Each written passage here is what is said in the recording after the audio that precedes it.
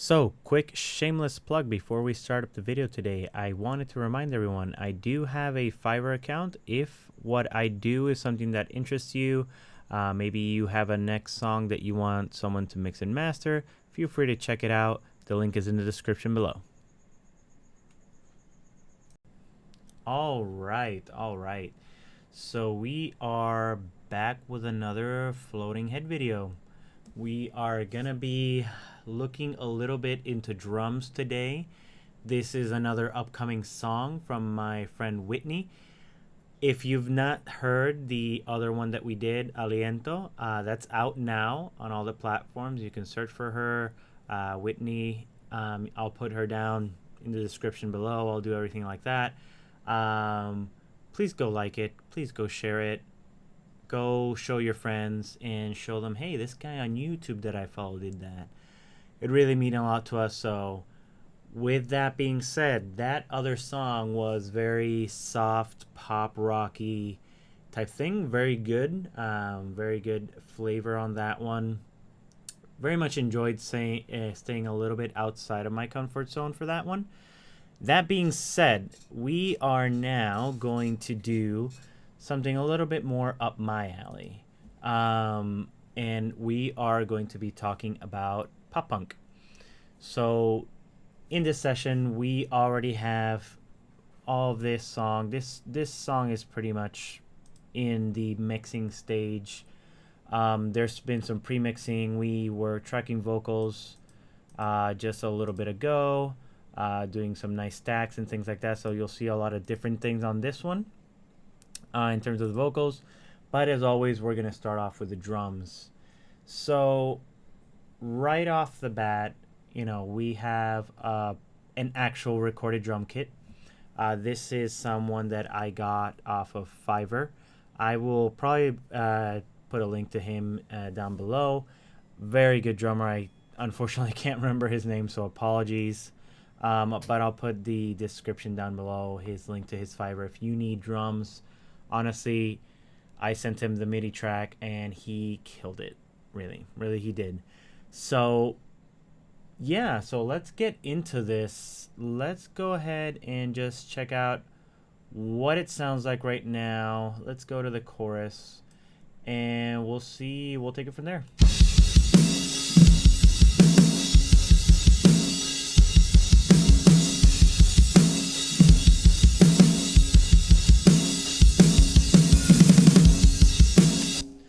All right, so like I mentioned, this is in kind of like a pre-mix state. So everything is more or less in balance. Obviously, throughout the course of these videos and a little offline, I'll continue to touch it up to see what we can do with it. But essentially, we are pretty much at the finish line to what I wanted this drum to sound like. We are using a combination of, like I mentioned, acoustically recorded drums, running it through our normal chains, compressors, and things like that we normally use. And we're actually using snare samples on this one. In particular, I use the Trigger 2 plugin for these. And I have a number of samples going in. So this is not just a one sample type deal. It's actually a couple. To which I'll put down in the description below. When we get to that, I'll talk a little bit more about it. But let's start over at the kick, see what we're dealing with over here.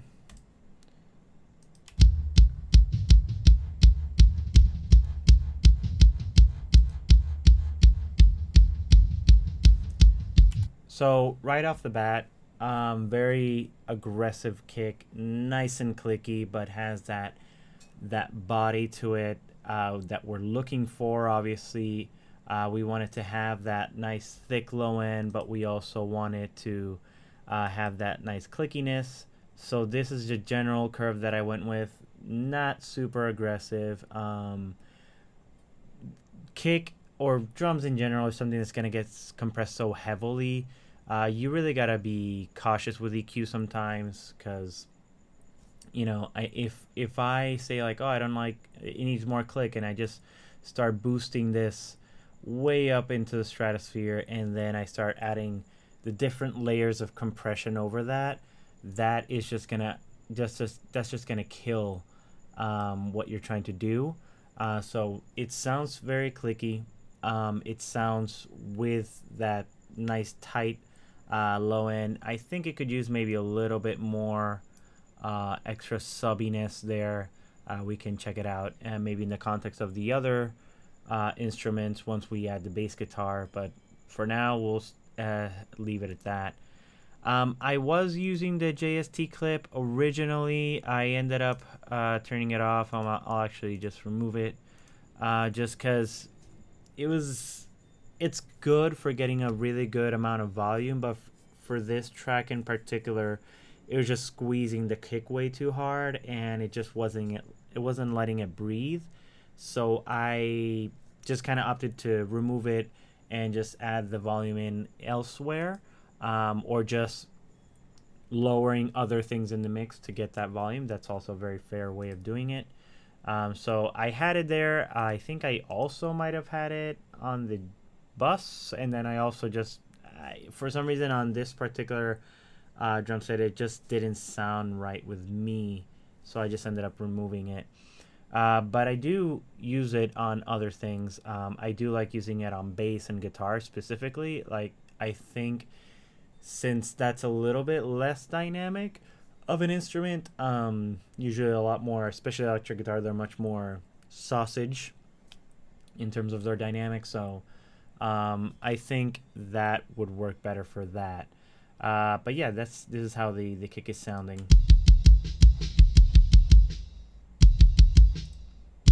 In terms of the channel that we got here, we are using, where are you? We are, what? I think I ended up not using the Black Salt Audio silencer. Very little snare in there.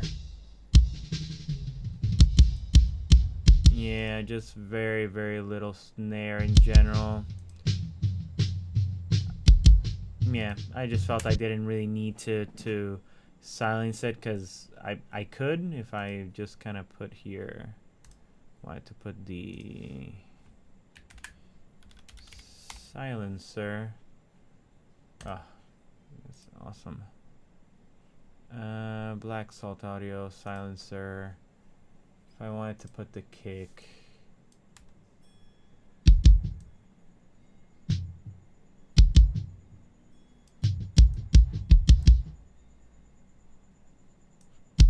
Yeah, if I just wanted to get that just super silent, nothing else going through. But in this case,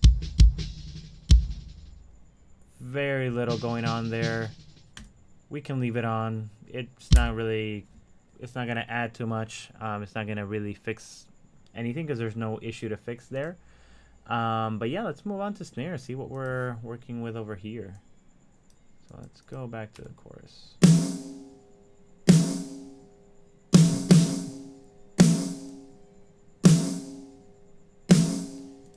So let's listen to the snare, how it sounds right off the bat. I do like the snare he used. I think he might have used a Yamaha something or other, or maybe the Black Beauty. I'm not 100% sure what he used. Honestly, probably should have asked. But yeah, it honestly didn't sound bad. It sounded all right for what I needed. At the end, like, I just needed to give it a bit more of a polished feel to it. So that's why we ended up going with the samples that kind of overtake it a little bit. But if we wanted to just use this, we definitely could. Maybe just add a little bit more body, a little bit more crack there.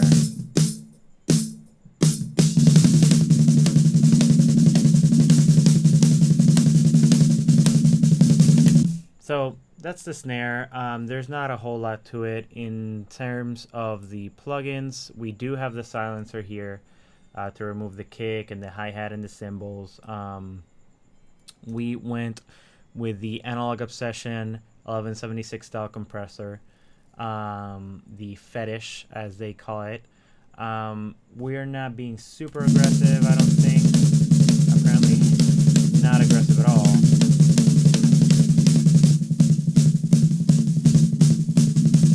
Just kind of getting those peaks in order.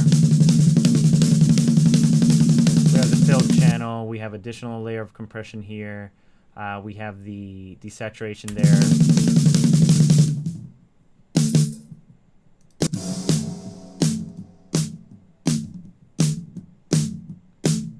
Not using the EQ on this one. What's doing most of the heavy lifting here is the saturator. I'm not compressing a terrible amount here. The Fetish is also not compressing too much. At least in the channel, because we have another compressor over here, I believe. But yeah, we're just saturating the heck out of it.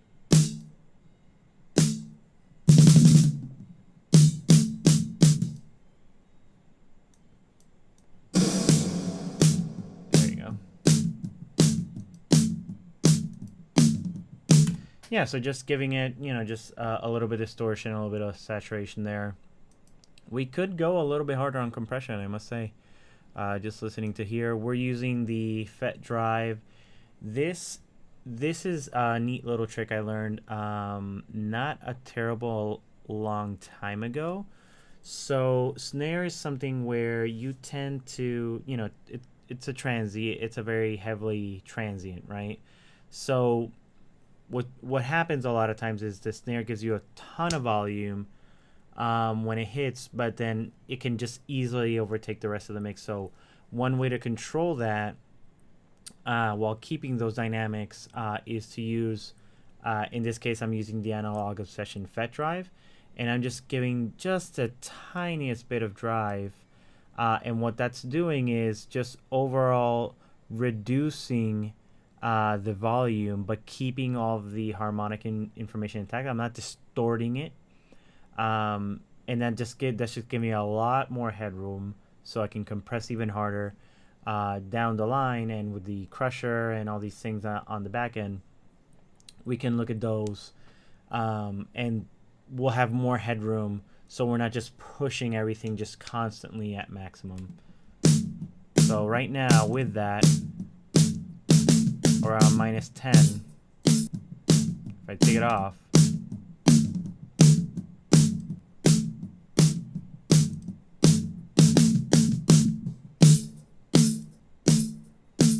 right? So we do lose a little bit of body. We're obviously distorting it, so we're giving it some drive. That the low end will tend to go away a little bit, but that's fine because again, we can just add a little bit of that later, and we're just looking to tame that snare.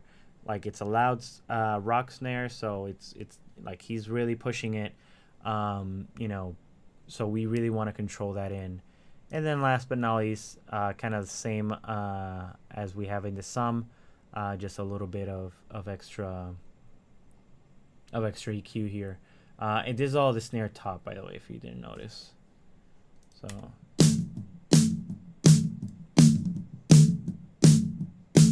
a little bit extra thuddiness there. Yeah, so that's if I didn't want to use a sample. I'd probably go there, maybe a little bit more aggressive on these settings. Snare bottom, this, you know, it's just not. It's just a snare bottom. It's just giving that snap to it. There's like, I just put the silencer and I just kind of put the volume where it has enough snap to it.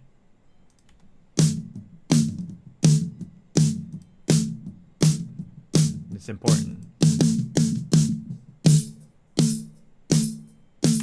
So that's what I do personally, and even on live situations, that's what I do. I'll just have the bottom snare just give a little bit of that crack. I'm not looking for a whole lot. I've seen people just evenly match them and things like that. So it's like, that's not how that's supposed to sound, at least for me. We have a snare bomb. We'll get into that, but let's get into the sample. So what am I doing here? So I use the I think the snare bottom actually, because it has less kind of bleed. And then I use that to feed trigger. And then what I ended up doing on trigger is I have a sample pack going and a sample that a more independent sample or whatever. So the SS Trigger pack, that is from a fellow YouTuber, Spinlight Studios.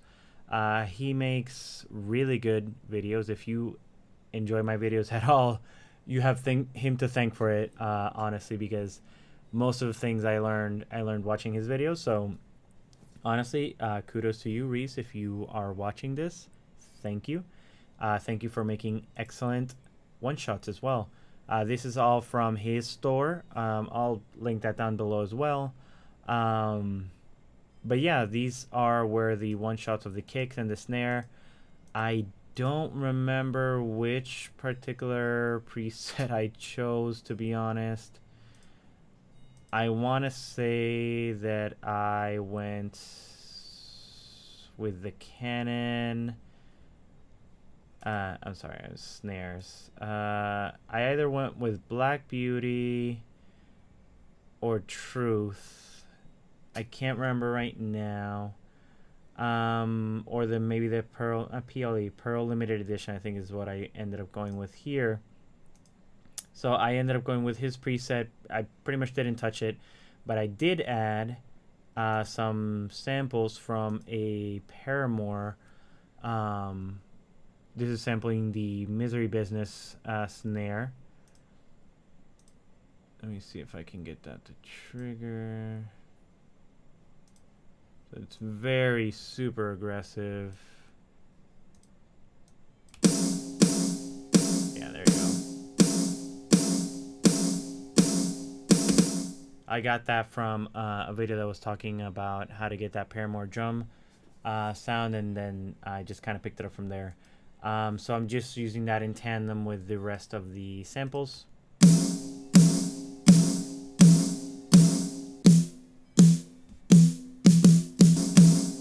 So in general, what's going on here is the Pearl is giving me that super thuddy sound, and then the Paramore one is giving me that super very processed kind of like that big bombastic snare,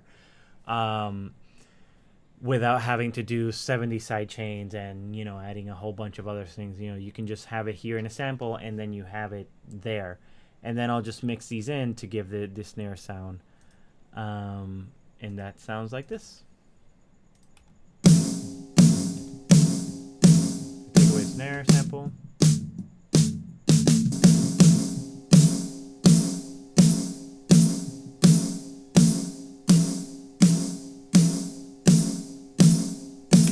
So they're each adding their own stuff, right? The natural snare is more thuddy. Obviously, it sounds more natural as well. So we don't want to just outright replace it. And then the snare sample is a combination of things. We're looking for just that high energy, kind of that bomb of a snare dropping each time that we hit that snare. Sorry I'm spending a lot of time in snare. It's just that the rest of the drums, everything is much more, it's a lot less nuanced, so I'd rather kind of stick here. This is where people mostly have interest. And then last but not least, we're doing a snare bomb. So this is something that I try to add in all or most of my rock productions. I learned to do them from JST, Joey Sturgis Tones. I'm using his method, where he would put the trigger and he would, kind of the reverb settings and things like that. That's where I kind of learned how to do it. Don't listen to me, just go watch his video on snare bombs. They're really good, but this is what it's doing.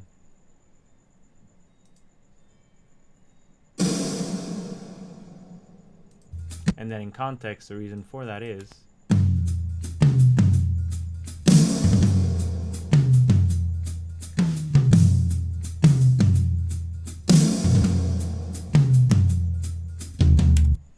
right? So without that, take a look at how much this is adding to the arrangement.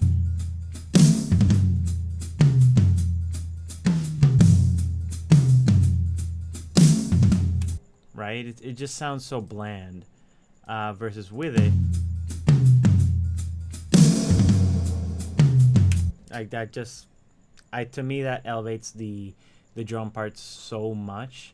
I'm using it a couple times in the rest of the song, just, you know, again, in places where we really need that big splash of things.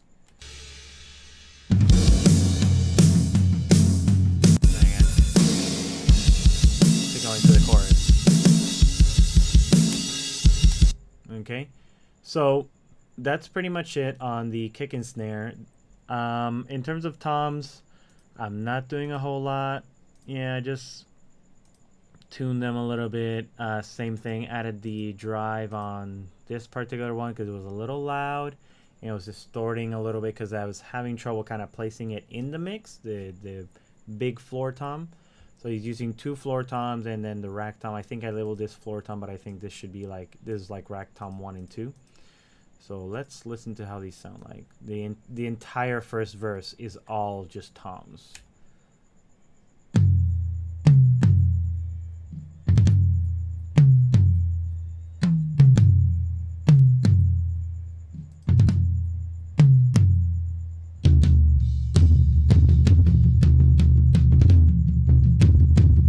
So you can actually tell that there's something that happened on those first hits. I think he hit a little bit too hard and it distorted a little bit. Right.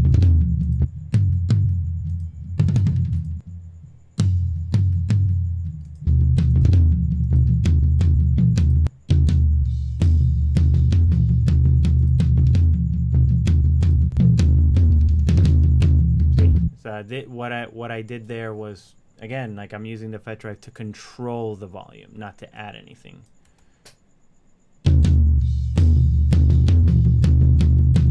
So he definitely, when he recorded it, I think he maybe had the mic a little bit too close. So I just had to rein that in a little bit. Unfortunately, you can still kind of hear it with the rest of the arrangement. There's like that slight distortion there.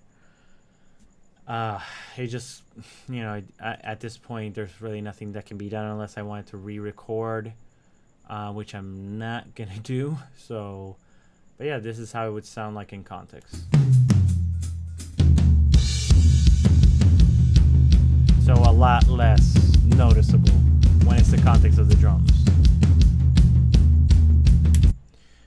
In terms of the toms, what I'm doing with them is just very standard EQ stuff, just kind of removing those mids, just to kind of give a little bit of that like little thumpiness. Pretty much the same way all around. They all have varying degrees of a little bit of saturation, a little bit of compression, but not a whole lot.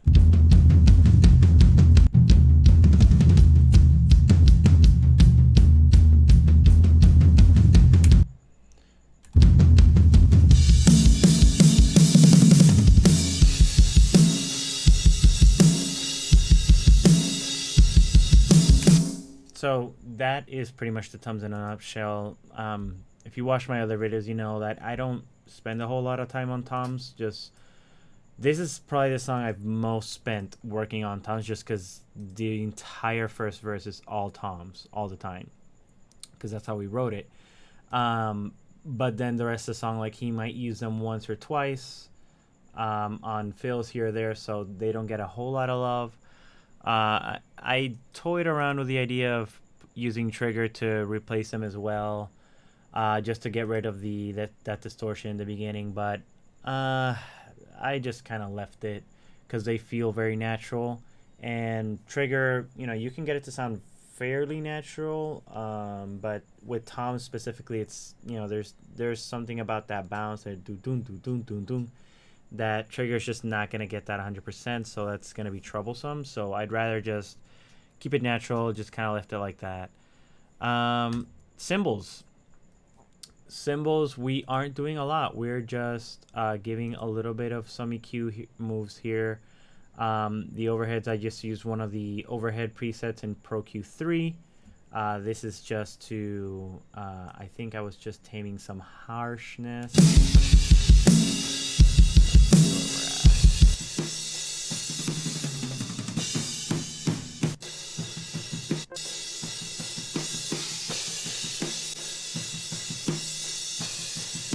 yeah, just taming them in a little bit. Just kind of reeling them in. Not a whole lot going there. The ride, I don't feel it needed really anything because he barely uses it. Just adding a little bit of, like, if I were to do anything,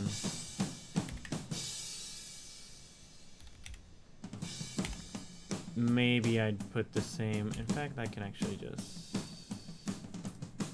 I could just do this.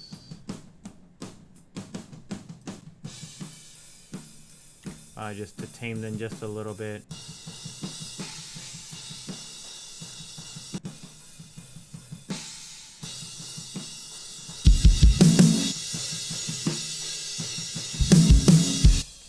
Hats also, like, not a whole lot.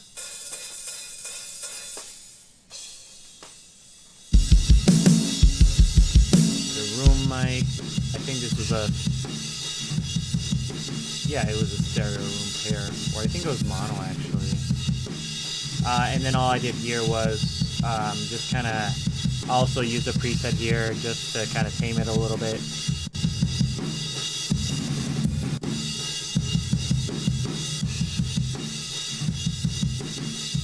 Give it a little bit of that pumping sensation. Maybe a little too much. I'll probably reel that in.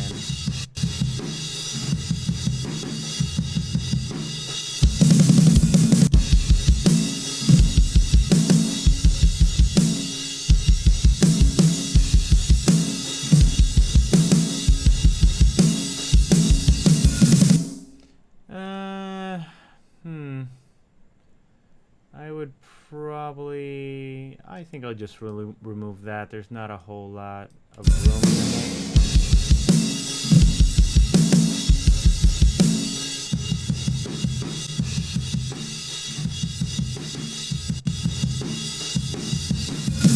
Yeah, I'll just remove that. I think that sounds better. And then we have finally the thrash mic and then the compressor side chaining. The thrash, very low.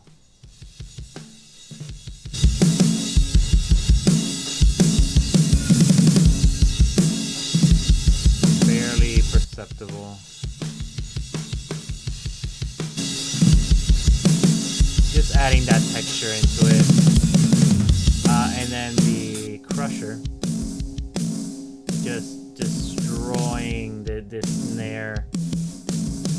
Just on that side chain, just to give it that extra attack, and then I just kind of mix that in.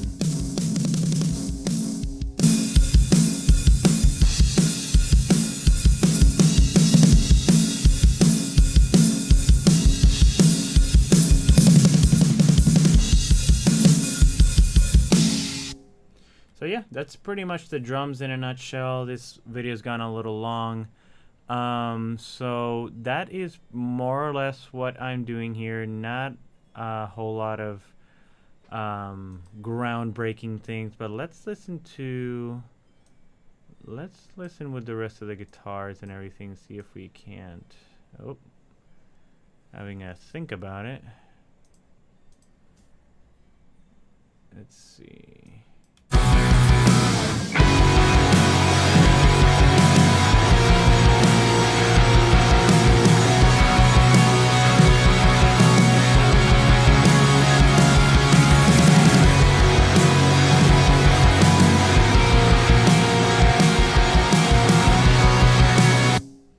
So that is the context of what we are doing everything. But yeah, I'm gonna leave that here. This video's gone on far too long. But yeah, that is pretty much how I am doing the drums of this song. The working title, at least right now, is Más Fuerte, Stronger. We'll see if that'll actually end up being the title, but this song is probably looking at a end of April, or rather no, we're already in May, so end of May, maybe June release, something like that. So we'll see when this ends up coming out. I'm currently in the process of mixing it, mastering it and all that.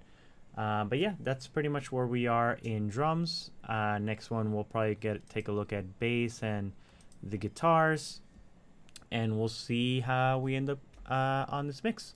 So thanks so much for watching. See you in the next one.